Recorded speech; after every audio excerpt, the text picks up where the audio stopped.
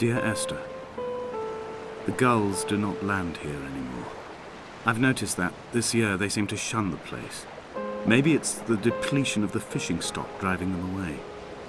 Perhaps it's me. When he first landed here, Donnelly wrote that the herds were sickly and their shepherds the lowest of the miserable classes that populate these Hebridean islands. 300 years later, even they have departed.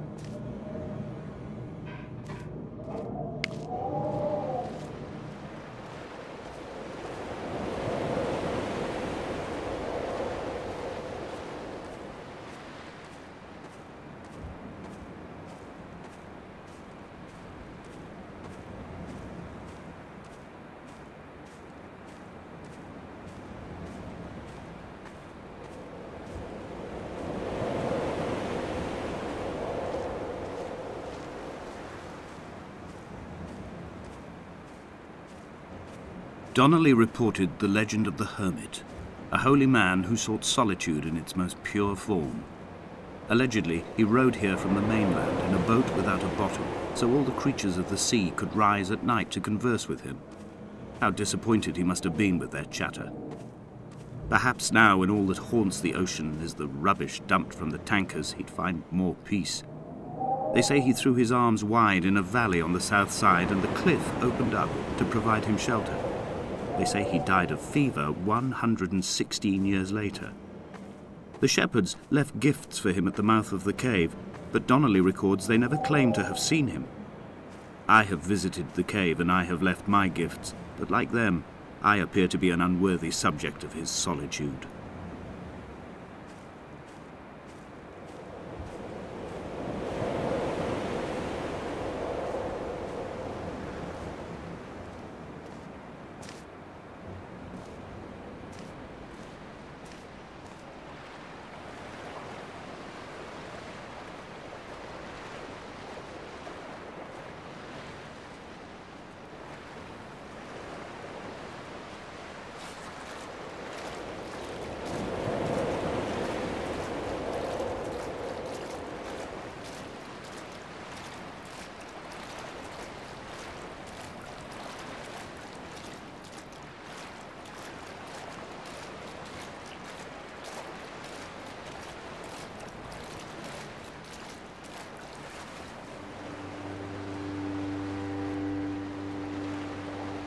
There was once talk of a wind farm out here, away from the rage and the intolerance of the masses. The sea, they said, is too rough for the turbines to stand. They clearly never came here to experience the becalming for themselves. Personally, I would have supported it. Turbines would be a fitting contemporary refuge for a hermit. The revolution and the permanence.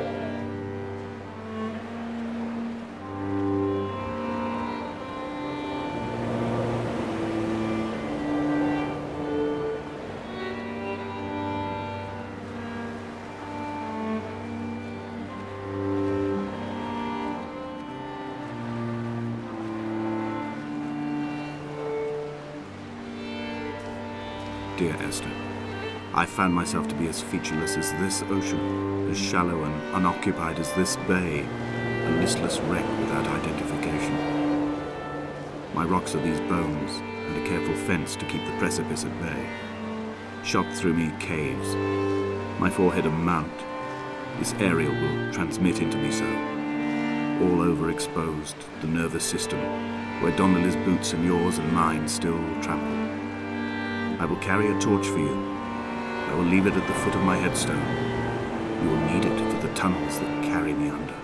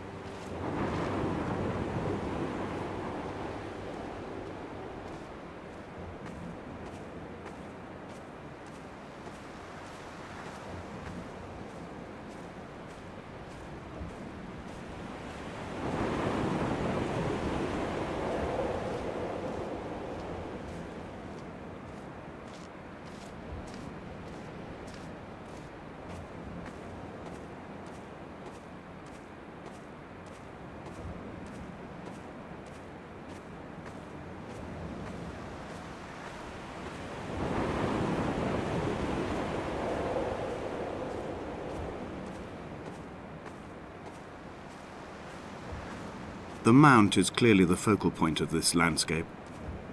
It almost appears so well placed as to be artificial. I find myself easily slipping into the delusional state of ascribing purpose, deliberate motive to everything here.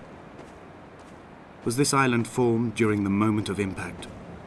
When we were torn loose from our moorings and the seatbelts cut motorway lanes into our chests and shoulders, did it first break surface then?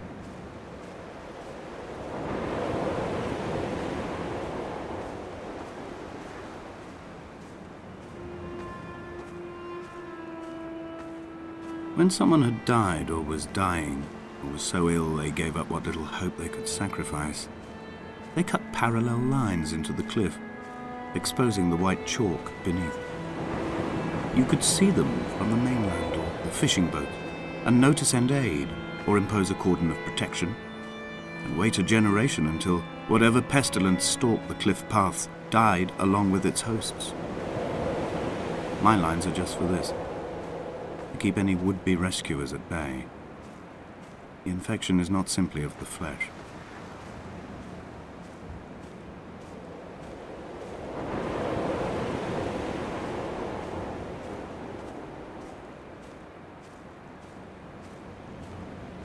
I quote directly, "A motley lot with little to recommend them. I have now spent 3 days in their company. That is, I fear, enough for any man not born amongst them. Despite their tedious inclination to quote scripture, they seem to me the most God-forsaken of all the inhabitants of the outer isles. Indeed, in this case, the very gravity of that term, forsaken by God, seems to find its very apex. It appears to me that Donnelly, too, found those who wander this shoreline to be adrift from any chance of redemption. Did he include himself in that, I wonder?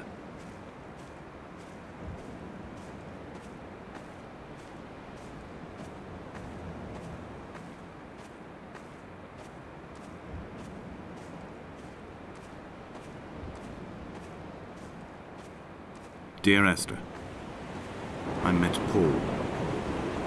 I made my own little pilgrimage. My Damascus, a small semi-detached on the outskirts of Wolverhampton. We drank coffee in his kitchen and tried to connect to one another. Although he knew I hadn't come in search of an apology, reason or retribution, he still spiraled in panic, thrown high and lucid by his own dented bonnet. Responsibility had made him old. Like us, he'd already passed beyond any conceivable boundary of life.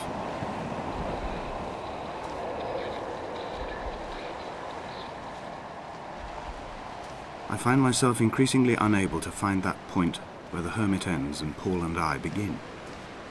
We are woven into a sodden blanket, stuffed into the bottom of a boat to stop the leak and hold back the ocean.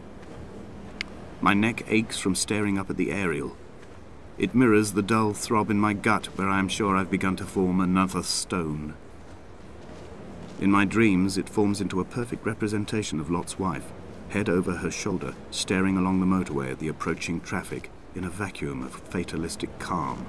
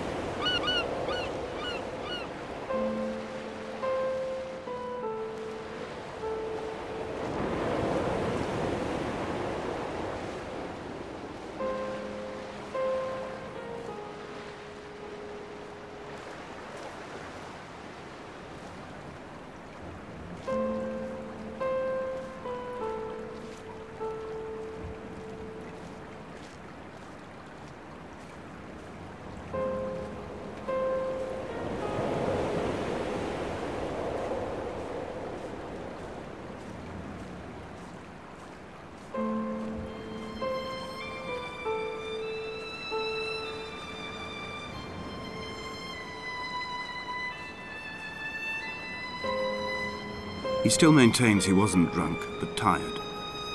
I can't make the judgment or the distinction anymore. I was drunk when I landed here, and tired too. I walked up the cliff path in near darkness and camped in the bay where the trawler lies beached. It was only at dawn that I saw the bothy and decided to make my temporary lodgings there. I was expecting just the aerial and a transmitter stashed in a weatherproof box somewhere on the mount. It had an air of uneasy permanence to it. Like all the other buildings here, erosion seems to have evaded it completely.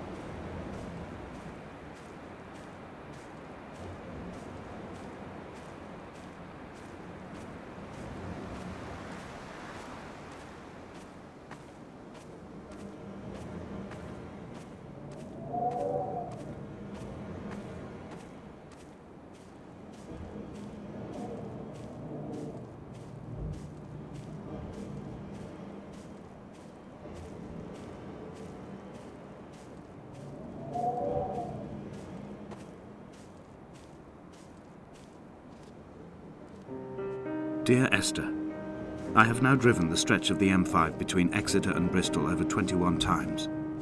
But although I have all the reports and all the witnesses, and have cross-referenced them within a millimetre using my Ordnance Survey maps, I simply cannot find the location. You'd think there would be marks to serve as some evidence. It's somewhere between the turn-off for Sanford and the welcome brake services. But although I can always see it in my rear-view mirror, I have as yet been unable to pull ashore.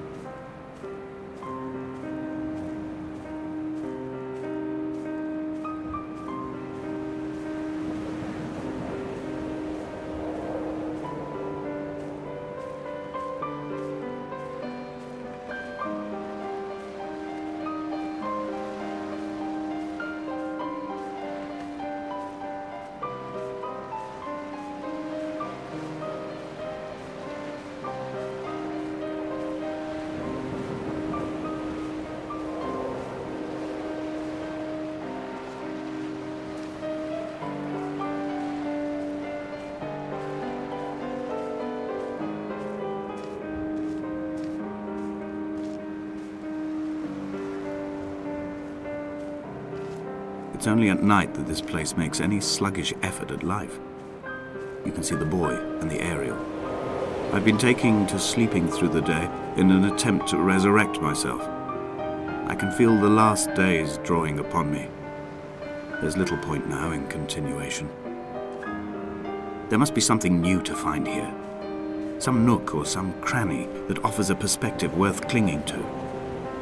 I've burnt my bridges. I've sunk my boats and watched them go to water.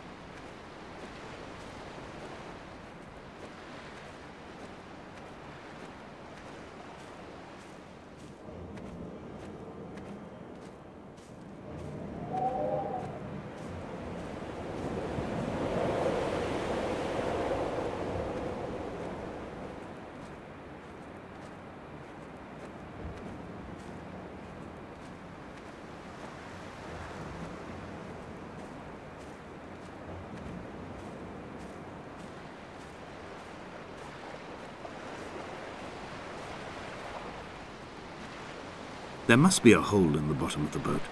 How else could new hermits have arrived?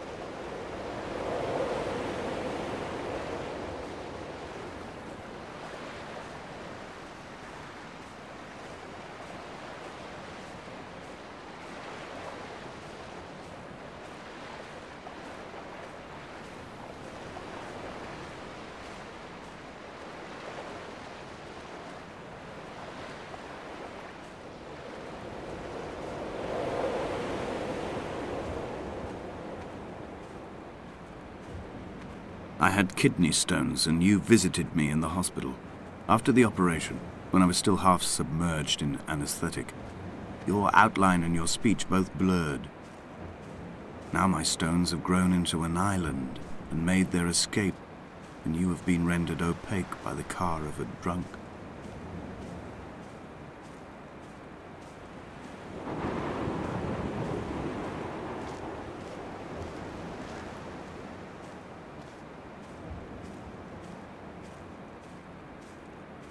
When I first looked into the shaft, I swear I felt the stones in my stomach shift in recognition.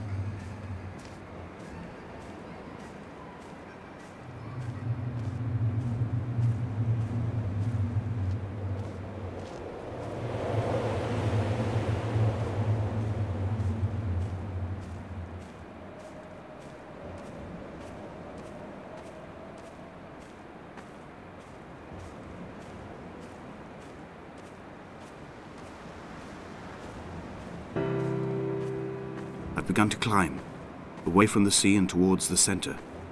It is a straight line to the summit, where the evening begins to coil around the aerial and squeeze the signals into early silence. The bothy squats against the mount to avoid the gaze of the aerial. I too will creep under the island like an animal and approach it from the northern shore.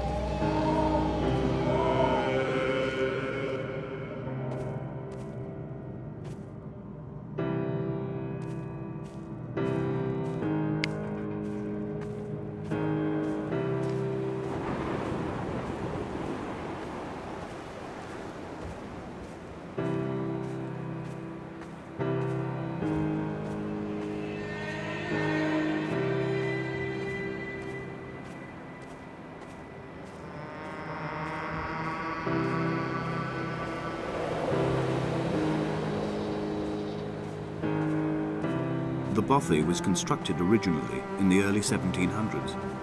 By then, shepherding had formalized into a career.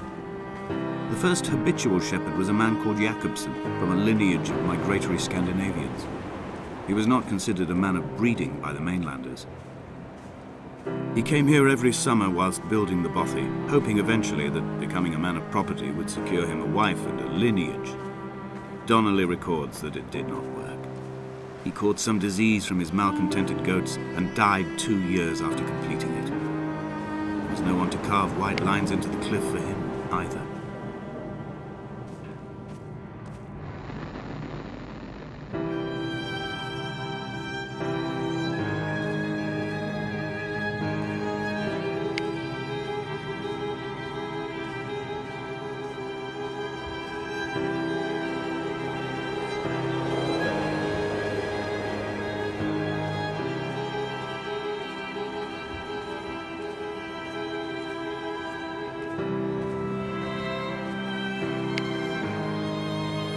Three cormorants seen at dusk. They did not land. This house built of stone, built by a long-dead shepherd. Contents: my camp bed, a stove, a table, chairs, my clothes, my books. The caves that score out the belly of this island, leaving it famished. My limbs and belly famished. This skin, these organs, this failing eyesight. When the battery runs out in my torch, I will descend into the caves and follow only the phosphorescence home.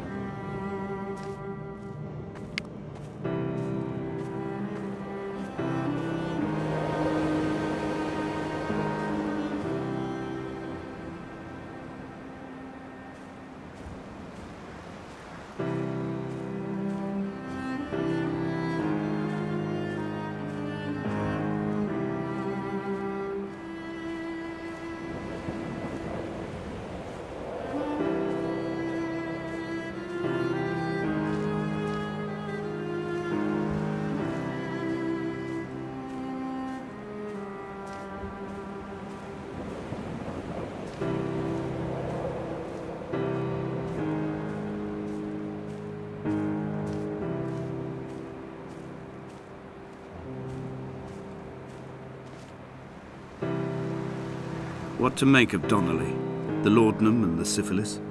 It is clearly not how he began, but I've been unable to discover if the former was a result of his visiting the island or the force that drove him here. For the syphilis, a drunk driver smashing his insides into a pulp as he stumbled these paths, I can only offer my empathy. We're all victims of our age. My disease is the internal combustion engine and the cheap fermentation of yeast.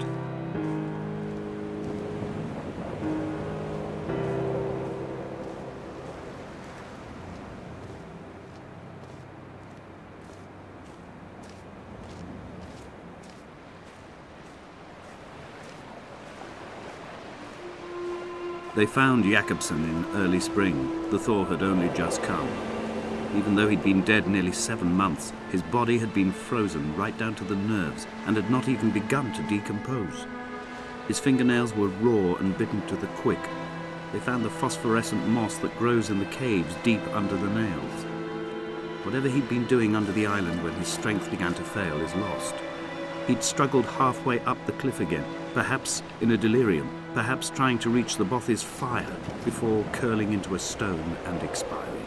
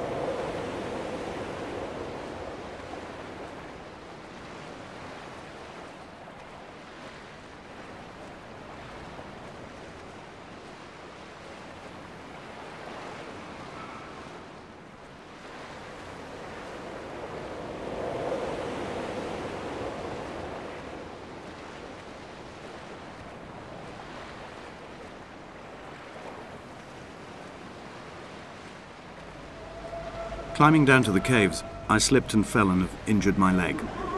I think the femur is broken. It is clearly infected.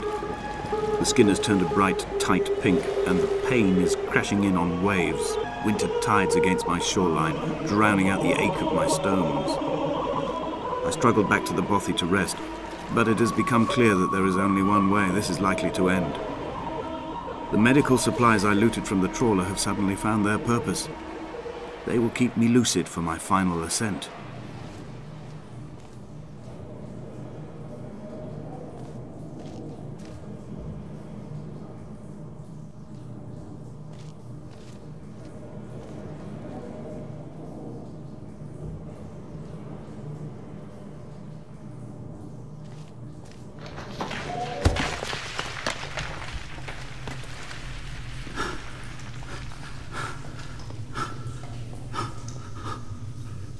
Donnelly did not pass through the caves. From here on in, his guidance, unreliable as it is, has gone from me. I understand now that it is between the two of us and whatever correspondence could be drawn from the wet rocks.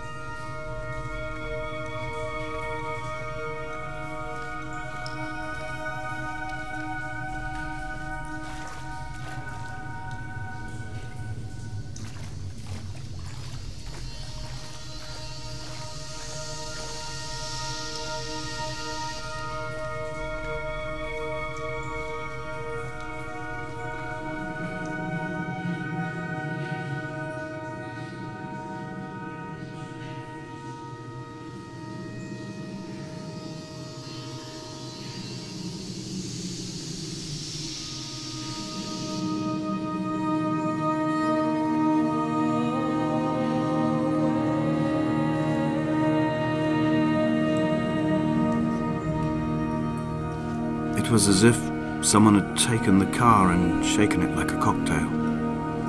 The glove compartment had been opened and emptied with the ashtrays and the boot. It made for a crumpled museum, a shattered exhibition.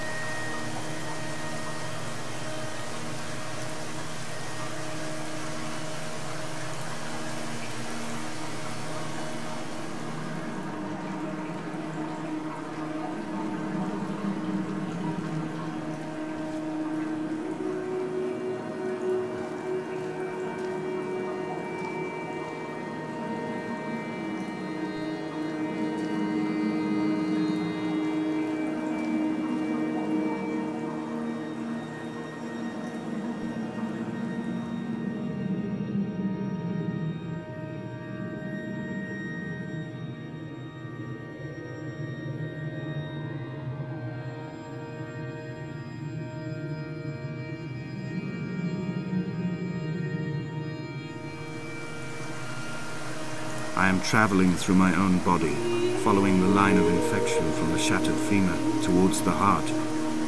I swallow fistfuls of painkillers to stay lucid. In my delirium, I see the twin lights of the moon and the Ariel shining to me through the rocks.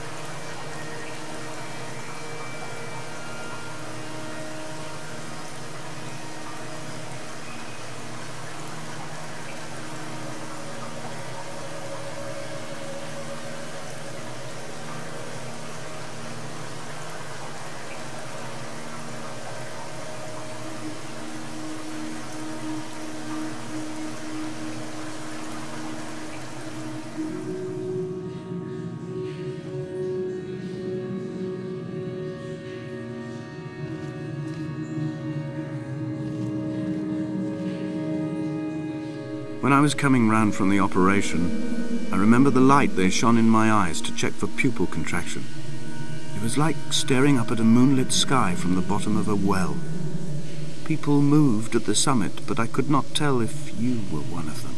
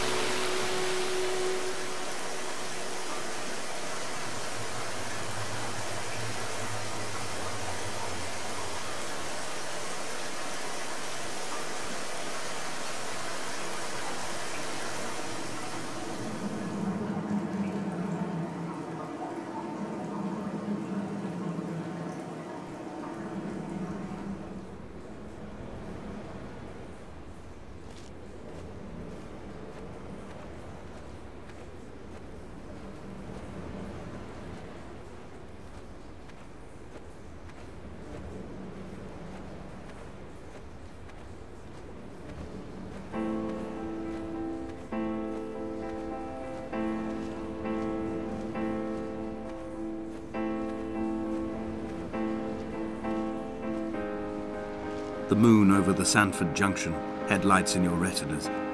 Donnelly drove a grey hatchback without a bottom. All the creatures of the tarmac rose to sing to him. All manner of symbols crudely scrawled across the cliff face of my unrest. My life reduced to an electrical diagram. All my gulls have taken flight. They will no longer roost on these outcrops. The lure of the moon over the Sanford Junction is too strong.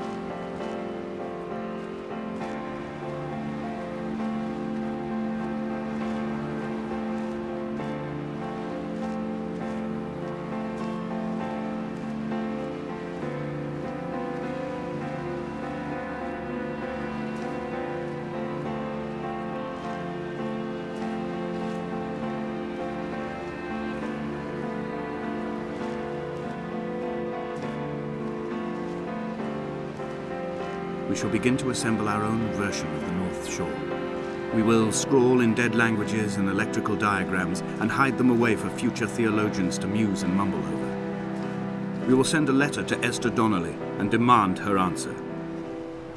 We will mix the paint with ashes and tarmac and the glow from our infections. We will paint a moon over the Sanford Junction and blue lights falling like stars along the hard shoulder.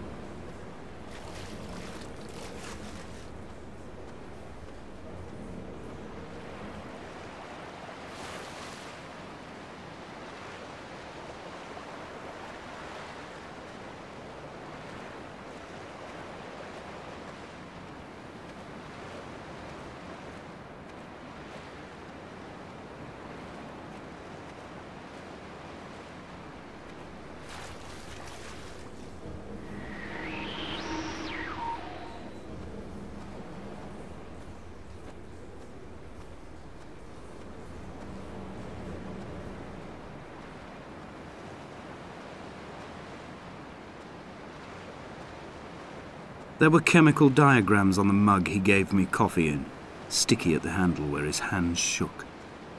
He worked for a pharmaceutical company with an office based on the outskirts of Wolverhampton. He'd been travelling back from a sales conference in Exeter, forming a strategic vision for the peddling of antacid yogurt to the European market. You could trace the connections with your finger, join the dots, and whole new compounds would be summoned into activity.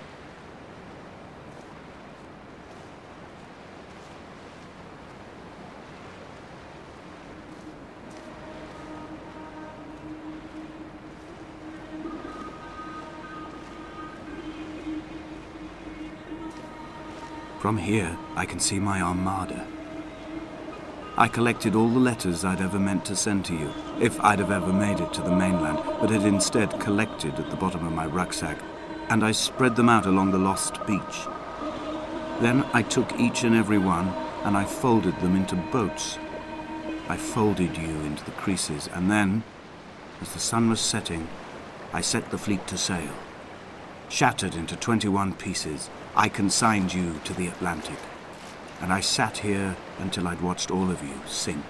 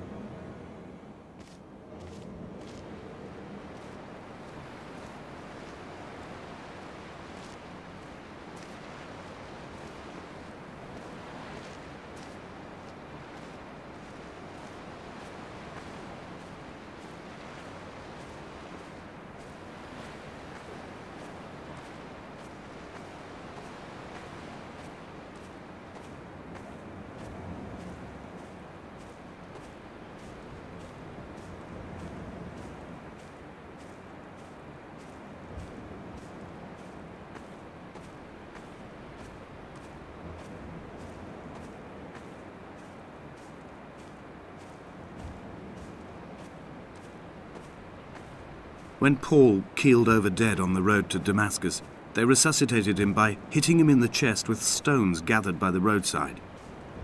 He was lifeless for 21 minutes, certainly long enough for the oxygen levels in his brain to have decreased and caused hallucinations and delusions of transcendence. I'm running out of painkillers, and the moon has become almost unbearably bright.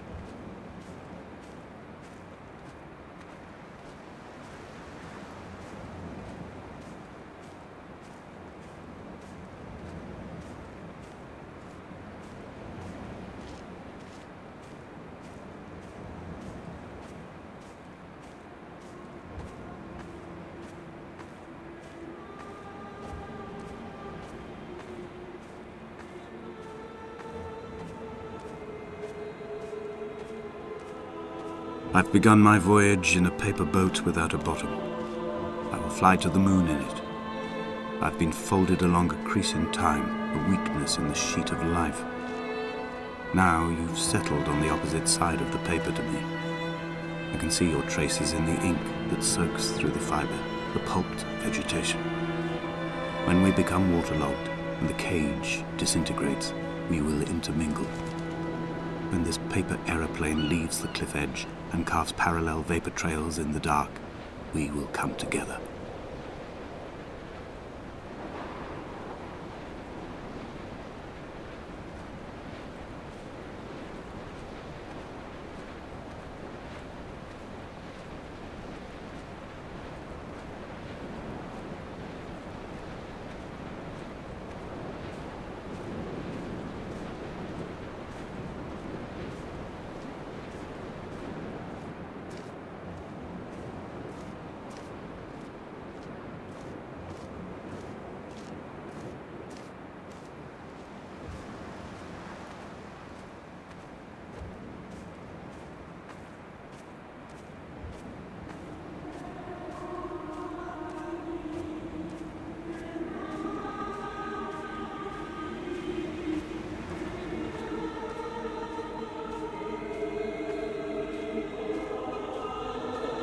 If only Donnelly had experienced this, he would have realized he was his own shoreline, as am I. Just as I am becoming this island, so he became his syphilis, retreating into the burning synapses, the stones, the infection.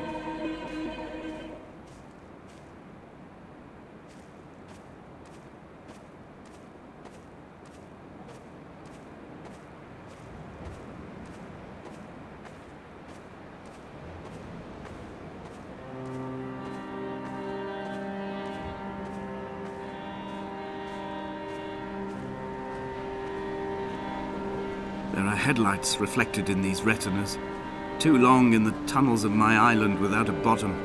The sea creatures have risen to the surface, but the gulls are not here to carry them back to their nests. I've become fixed, open and staring, an eye turned on itself. I've become an infected leg whose tracking lines form a perfect map of the junctions of the M5. I will take the exit at mid-thigh and plummet to my Esther.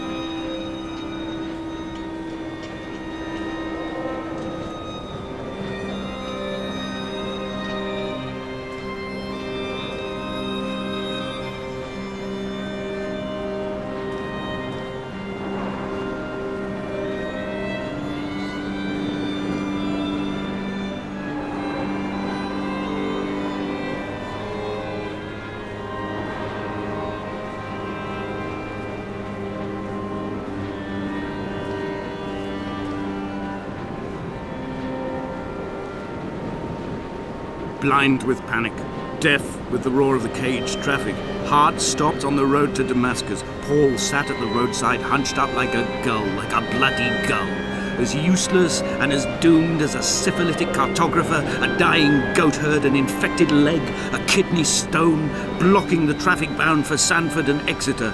He was not drunk, Esther, he was not drunk at all. All his roads and his tunnels and his paths led inevitably to this moment of impact. This is not a recorded natural condition. He should not be sat there with his chemicals and his circuit diagrams. He should not be sat there at all.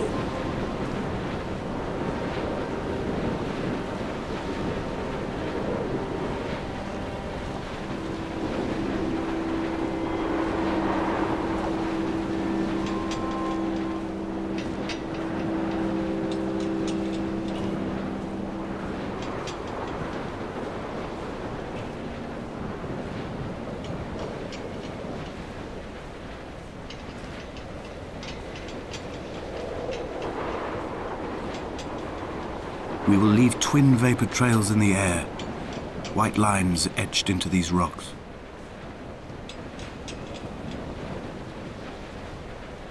Dear Esther, I have burnt my belongings, my books, this death certificate. Mine will be written all across this island. Who was Jacobson? Who remembers him? Donnelly has written of him, but who was Donnelly? Who remembers him? I have painted, carved, hewn, scored into this space all that I could draw from him. There will be another to these shores to remember me. I will rise from the ocean like an island without bottom, come together like a stone, become an aerial, a beacon, that they will not forget you. We've always been drawn here. One day the gulls will return and nest in our bones and our history. I will look to my left and see Esther Donnelly flying beside me. I will look to my right and see Paul Jacobson flying beside me. They will leave white lines carved into the air to reach the mainland, where help will be sent.